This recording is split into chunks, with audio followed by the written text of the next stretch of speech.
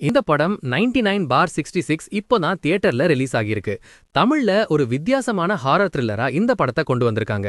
பேசிக் story spoiler இல்லாம சொல்லணும்னா இந்த படம் முழுக்கவே ஒரு மர்மமான வீட்டை சுத்தியே போகுது.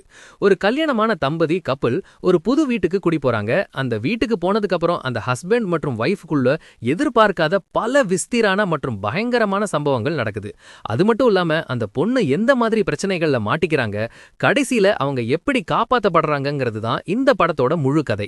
Director MS. மூர்த்தி அவர்கள் இந்த படத்துல எழுத்து, இயக்கம் மற்றும் தயாரிப்புன்னு பல பொறுப்புகளை ஏத்து செஞ்சிருக்காரு. அது மட்டும் இல்லாம அவர் படத்துல ஒரு முக்கியமான அப்பா கேரக்டர்லயும் நடிச்சு கலக்கிருக்காரு. படத்தோட பேஸே ஆடியன்ஸுக்கு நிறைய கேள்விகளும் சந்தேகங்களும் வர வைக்கிற மாதிரி தான் ஸ்கிரீன் பிளேயை அமைச்சிருக்காங்க. என்னடா இது, இந்த கேரக்டருக்கும் அந்த சீனுக்கும் என்ன சம்பந்தம்னு நம்ம யோசிக்கிற நேரத்துல அதற்கான விளக்கத்தை டைரக்டர் அழகா சொல்லியிருக்காரு. படத்துல பெர்ஃபார்மன்ஸ் பத்தி சொல்லணும்னா லீட் கேரக்டர்ஸ்ல நடிச்ச ஹார்ட் பீட் சபரி, ரச்சிதா மகாலட்சுமி, ஸ்வேதா மற்றும் ரோஹிண்ட் இவங்க எல்லாருமே தங்க கேரக்டரை புரிஞ்சு நல்லபடியா ஆக்ட் பண்ணிருக்காங்க. விசேஷமா புச்சி பாபு மற்றும் சிங்கம் புலியோட பிரசன்ஸ் படத்துக்கு இன்னும் பலம் சேர்த்திருக்கு. டெக்னிக்கல் சைட்ல சொல்லணும்னா சினிமாட்டோகிராஃபில ஹாரர் ஃபீலை கொண்டு வர நல்ல முயற்சி பண்ணிருக்காங்க. ஆனா ஒரு சில இடங்கள்ல எமோஷன் மற்றும் அட்வைஸ் கொஞ்சம் அதிகமா இருக்கிற மாதிரி ஒரு ஃபீலிங் தருது. ஸ்வீட் எப்படி அளவுக்கு மேல சாப்பிட்டா திகட்டுமோ அப்படியே சில சீன்ஸ் கொஞ்சம் லேக் ஆகுது.